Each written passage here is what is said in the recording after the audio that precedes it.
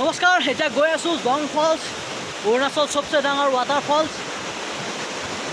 আৰু আপোনালোক দেখি আছোঁ এইটো ফলছ অৰুণাচল চবচে ডাঙৰ ফলছ।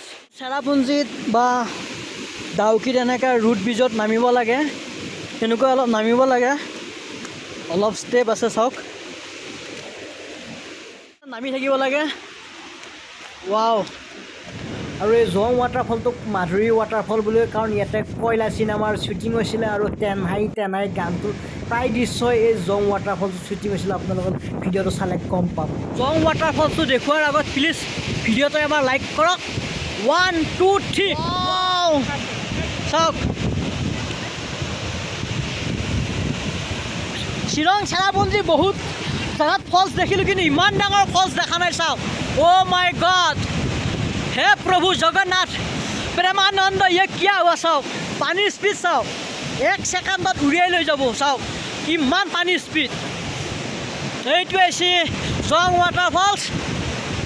অ' মাই গড, পানীৰ স্পীড চাওক, পানীটো পৰি কেনেকৈ উৰি আছে বতাহত, আৰু ভয়ংকৰ ঠাণ্ডা, বহুত ঠাণ্ডা।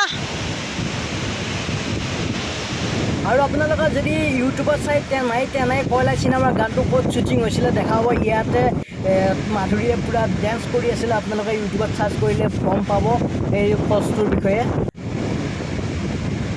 চাওক একদম ভয়ংকৰ পানীৰ স্পীড, আৰু চাওক বতাহত পূৰা 1 ছেকেণ্ডত ভিজাই দিয়ে।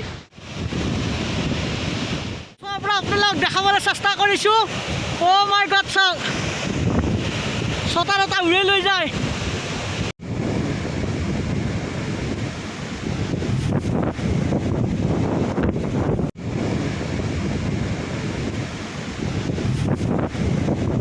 ওপৰৰ পৰা পানী তেনেকৈ চিৰিত পৰি আহি আছে। চাওক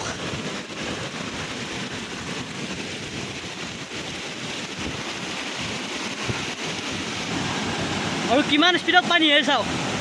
অ' ভগৱান, চাওক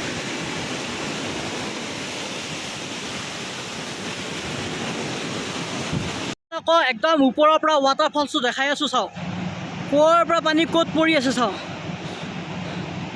আৰু কেনে লাগিলে এই ফলছটো প্লিজ কমেণ্ট কৰি জনাব। আৰু এই তাৰ পৰা পানী পৰাৰ পিছত চাওক কেনেকৈ উৰাই আছে মেঘবিলাক।